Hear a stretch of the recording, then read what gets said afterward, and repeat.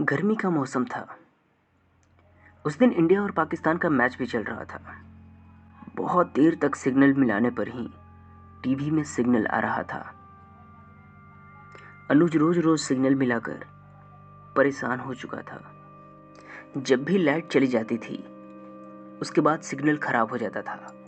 उसे दोबारा छत पर जाकर सिग्नल को मिलाना पड़ता था। अभी मैच चल ही रहा था कि अचानक लाइट चली गई। लाइट के जाते ही सभी का मूड बहुत खराब हो गया। अनुज और उसके दोस्त सभी गर्मी से तरबतर हो गए।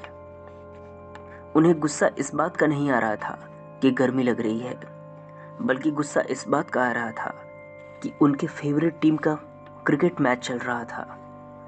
वे मैच के इतने बड़े शौकीन थे कि लाइट के तुरंत जाते ही उन्होंने रेडियो स्टार्ट कर दी। अनुज के दोस्तों ने कहा, अरे अनुज, ऊपर छत पर चलते हैं यार, यहाँ बहुत गर्मी लग रही है। एक तो कमरा छोटा था और ऊपर से वे 6 लोग थे। वे सभी थोड़ी देर में छत पर चले गए। छत पर जाते ही गर्मी से थोड़ी सी राहत मिली। अभी 2 ओवर का मैच चला ही था कि अचानक लाइट के आने से सभी खुशी से चिल्लाने लगे और दौड़ते हुए नीचे आने लगे। उन्होंने फौरन टीवी को स्टार्ट किया। टीवी को स्टार्ट करते ही उसका स्क्रीन झिलमिलाने लगा। वे टीवी के पास जाकर उसके वायर को ठीक करने लगे, लेकिन स्क्रीन सही नहीं हो रहा था। अब तो जैसे उनके सब्र का इम्तिहान हो रहा था। अनुज बोला, तुम सब यहीं ठहरो, मैं छत पर जाकर सिग्नल मिलाता हूँ। जैसे ही सिग्नल बढ़ने लगे, तुम सब आवाज़ दे देना। ऐसा कहकर अनुज छत पर चला गया।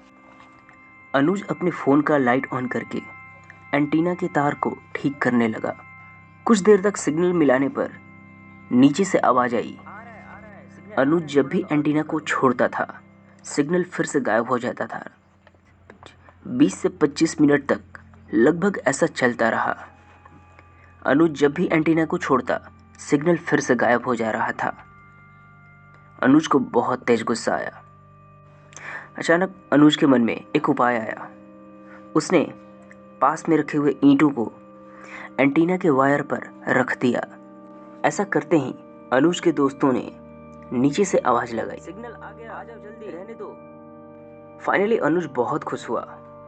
वो दौड़कर नीचे गया। टीवी एकदम क्लियर चल रहा था।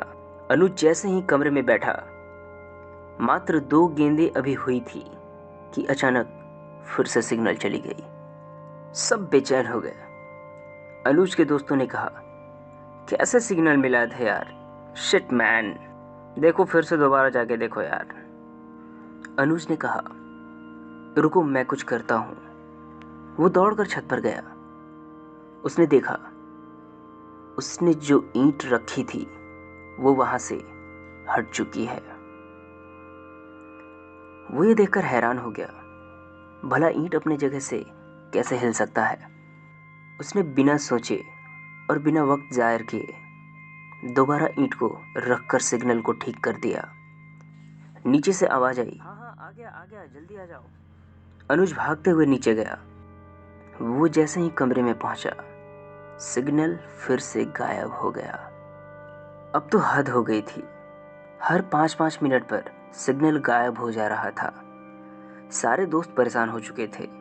अनुज के दोस्तों ने कहा, कहीं कोई हमसे मजाक तो नहीं कर रहा यार, हद हो गई। ऐसे बार बार ईंट कौन हटा दे रहा है। हवा से हटना तो नामुमकिन है, हमें देखना होगा। उन्होंने अनुज से कहा, इस बार तुम सिग्नल मिलाओ और हम सीढ़ियों से छुपकर देखते हैं आखिर कौन है जो हमें इस तरह से परेशान कर रहा है। इस बार अनुज छत पर गया और बाकी के दोस्त सीढ़ियों से छुपकर अनुज को देखने लगे।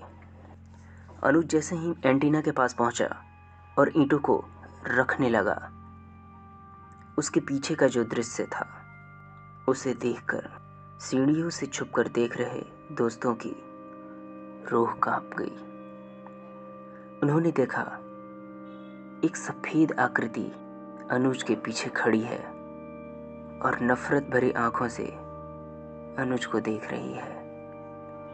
यह वाक्य बहुत ही खौफनाक था। उस मोमेंट को उन्हीं में से किसी एक ने अपने फ़ोन में कैप्चर कर लिया और फौरन एक दोस्त नीचे जाकर कहा, हाँ सिग्नल आ गया, जल्दी नीचे आ जाओ। वे अनुज को जल्दी से वहां से हटाना चाह रहे थे।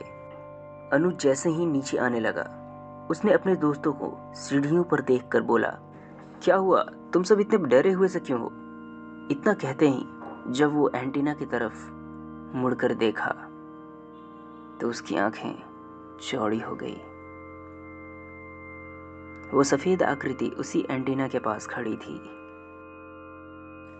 आपको ये स्टोरी कैसी लगी हमें कमेंट करके जरूर बताएं। इसी तरह के हॉरर स्टोरी सुनने के लिए हमारे चैनल को सब्सक्राइब करें और बेल आइकन जरूर प्रेस करें ताकि नए वीडियो की नोटिफिकेशन सबसे पहले आप तक पहुंचे। अगर आपके पास भी कुछ इस तरह के भूतिया घटनाएं या फिर हॉरर स्टोरी है तो आप हमसे शेयर कर सकते हैं।